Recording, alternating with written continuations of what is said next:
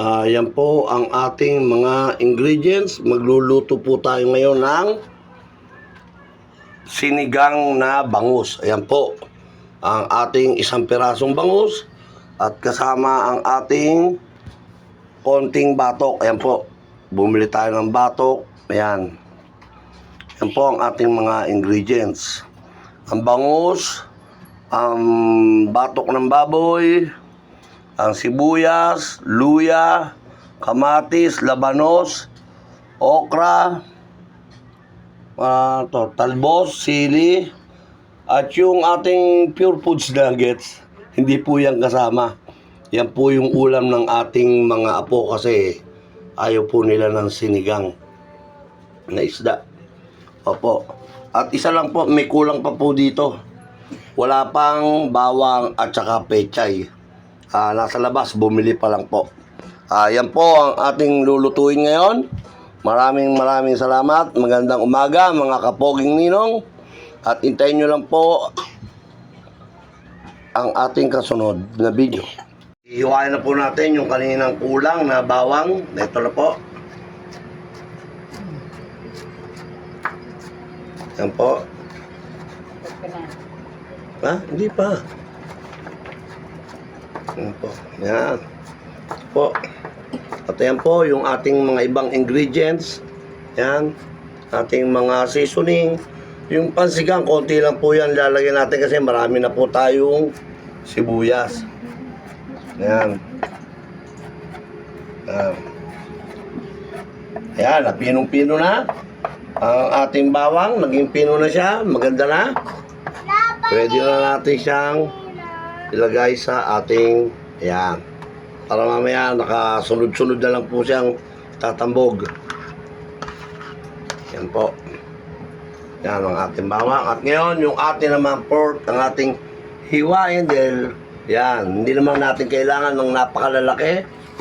Dahil, ano po natin yan, sasama natin sa ating sinigang na bangus with pork, batok. Yan. Tuloy natin, masyado mahaba eh. Ayan. Ano ba? Ayan, kahit paanong hiwa na, o basta, o. Ayan, o. Yan na po. Pwede na po tayong magsimula. Ayan, ililigpit lang po muna natin. Ang umaga po mga kaninong, ito na po, umpisa na po nating mag-isa. Lalagay na po natin ngayon ang ating luya. Hindi po natin inuna ang ating sibuyas. Dahil yan po ang kailangang unang mangamoy. Yung ating aromatic ng ating luya. Yan po. At ngayon, isusunod na natin ang ating sibuyas. Yan. Yan.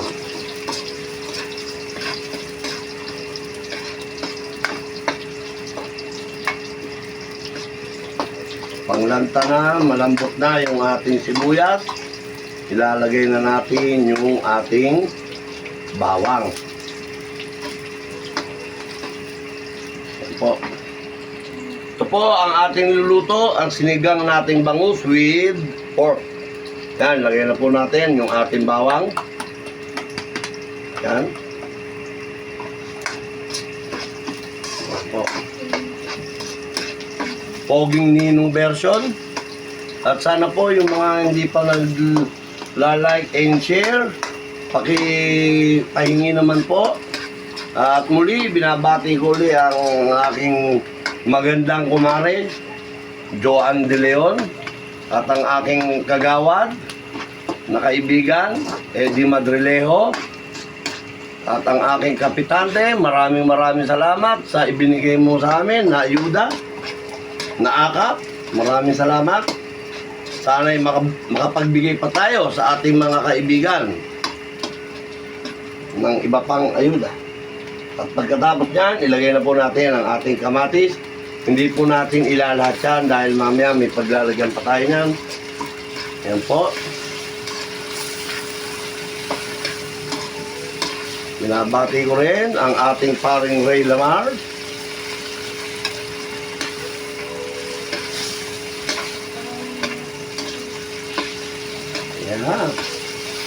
At binabati ko rin, ang aking anak na si Albert Francisco at ang kanyang asawa na si Angelica Laudit Francisco.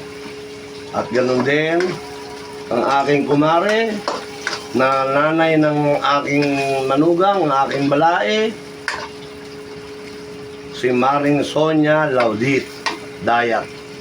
Okay po. At ang kapatid ng aking manugang na isang maganda rin, galante, si Ann Laudit. There, anong pangalan ng ninang mo, di ba? Ann Laudit, no? Hindi. Ano? Ano yun? Tita? Oo. Tita Amin. Okay nga, si Ann. Oo. An. Ano? Tita An. Kamusta po kayo? Maring Sonia, kay Ann Laudit. Tita An. Yan. Nagisa na po natin ang ating luya, sibuyas, bawang, kamatis. Ayan po, naligis na po natin, ha? Ayan po. Like ka, Tita An. Ano na po natin, nabati na rin po natin yung mga gusto natin batiin. At mamaya, baka may mabati pa tayong iba pa. At meron pala, mamaya, baka magkamali eh. Meron pong isang new friend sa aking YouTube channel. Nakita ko, pangalawa niya na yon at sabi niya, ako na bahala. Pero 2 beses ko na siyang, kaya po, ilalagay natin ang ating pork. Yan, sama po natin yan sa pag-isa para maluto po. Dahil alam nyo naman po, mas mabilis, mas matagal maluto ang baboy kaysa sa bangus. Pero ito pong ating pork ay pinakuluan na po natin yan bago natin hiniwa. Pero bagamat napakuluan na siya, lalagyan pa po natin siya ng konting. Napakuluan na po natin siya kanina. At hindi pa naman siya fully na talagang malambot na malambot pa. Dahil tayo, ang gusto natin sa ganyan, yung talagang malambot na malambot. Kaya, kukunin natin yung pinagpakuluan niya kanina, yung kanyang sabaw. Ayan po, lalagay po natin ngayon para lumambot pa siya. Ayan po. Ayan. At pagkatapos, babalikan po natin yan after 5 minutes po. Opo, tatakban po muna natin yan para pagbukas natin malambot na yung baboy. At ngayon ang ilalagay naman natin yung ating isda. Mga kaninong, ito po yung gusto kong batiin dahil ilang beses niya na po akong binabate. Ilang beses na po siyang nanonood sa ating videos. At nag-subscribe na rin siya, nag-like na rin siya, nag-share na rin po siya. Yan po, si Ernie Bositos, 6002. Ang niya, hindi ko alam kung siya, may YouTube ba siya o may TikTok account. Kaya ako po, Ernie Bositos, sana nanonood ka ngayon. At sana sagutin mo reply mo yung aking reply sa'yo. Ernie Bositos, mag-like and share din po kayo and subscribe kay Ernie Bositos po. Ayan po mga kasama. At ang ating kagawad Eddie Madrilejo, ayan po ang kanyang comment. May pulutan na tayo. Po natin, yan na po ang ating sinigang with pork. Inuulit ko po yung ating pinangpalambot dyan, yung ating pinagpalambutan ng ating baboy kanina. Yan din po yung isinabaw ko ngayon sa kanya para malasa. Yan po. Yan po yung pinakalaging tubig niya. At hindi pa rin po siya talaga maganda. Kailangan pa talaga, gusto ko talaga kasi sa ganyan, sa taba, saka sa balat, yung parang balat ng patatim, yung talagang malambot na malambot. Magbalikan po natin siya uli after 5 minutes po. Wait lang po Na ito po, bubuksan natin po ulit. Yan na po. At pagkatapos, titingnan natin. Ayan na po, mukhang okay na po yung ating pork. Yung ating taba-taba. At sasalang pa naman po natin yan uli mamaya. Papatayin po natin ang ating apoy. Hindi po hina, papatayin. At ang gagawin po natin, aalisin po muna natin ito. Yan po. Aalisin po muna natin yan. I-set aside po natin. Yan po.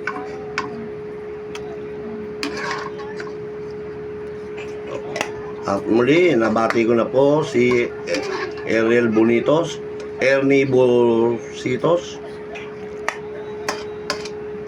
Sana po ay ma-add mo ako. Yan. Yan. Ngayon, ang gagawin po natin ay set aside na po natin to. Yung ating bangus naman po ang ating ilalagay dyan. Siya naman po yung ating lulutuin ngayon. Yung ating bangus. Isang bangus lang po yan yung ating niluto. Hindi po marami dahil pang kami lang po nung pamilya ko.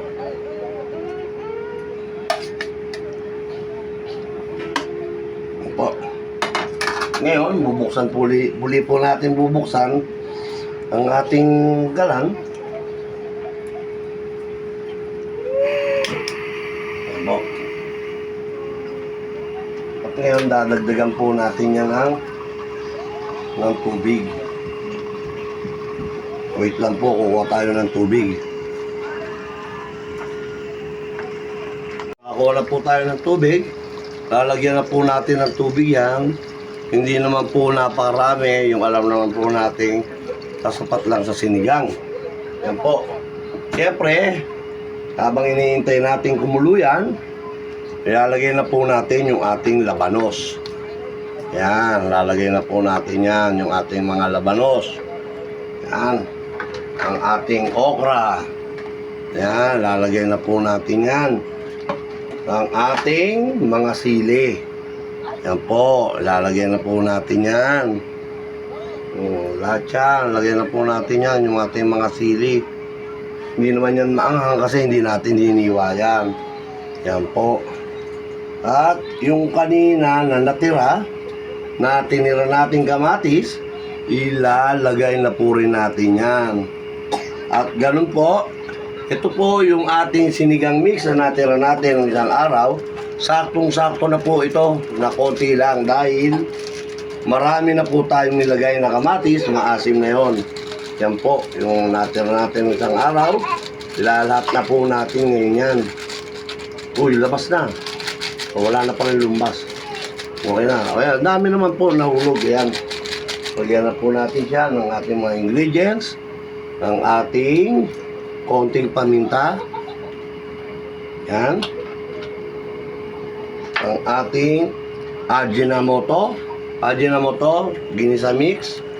Lagyan na po natin yan. Uy, labas lahat. O, yan. At ang ating Ajinamotole, bechin.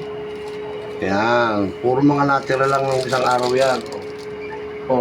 At ang ating asin, conforme sa inyong panlasa kung gaano karami ang iyong ilalagay. Konti lang muna, pwede pang dagdagan uli yan mamaya. At ngayon po, yan po natin. Yan po. Hinalo na po natin, ilagay na po natin yung ating mga ingredients kanina po. At ngayon po, babalik rin naman po natin ngayon yung ating mga bangus. Yan po, bibilingin po natin. Oh, yan, luto na. Malambot na. Po, siguro yung mga nakalubog, hindi natin kailangan baliktarin yun. Kasi lubog naman siya. Luto yan, ilalim at ibabaw. Hindi katulad itong ulo, saka buntot. Yan po. At ngayon, sasama na po natin yung ating baboy, yung ating pork. Sasama na po natin siya ngayon yan. Yan, naku po, ang sarap. Ang sarap na. Yung ating sinigang. Ba? May baboy na. May isda pa. Ayan po. Yan. At ngayon, tatakban po natin siyang muli. Tatakban po natin siyang muli. At after 5 minutes, babalikan po natin muli yan para ilagay ang ating talbos. Wala po tayong kangkong. Ayan po, talbos. Ito na po. Babalikan po natin muli. Ayan po, para po sa ating finish cooking. Ayan po. At bago po para sa ating finish cooking, ilalagay po natin yung ating talbos. Teka muna po. Ayan, nagmamantika.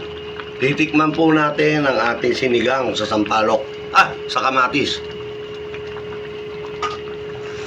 Wow, sarap. Sarap! Ang sarap, promise. So, titikim yung aking apo, titikim. Oh. Wow. Sarap. Lasang-lasa po.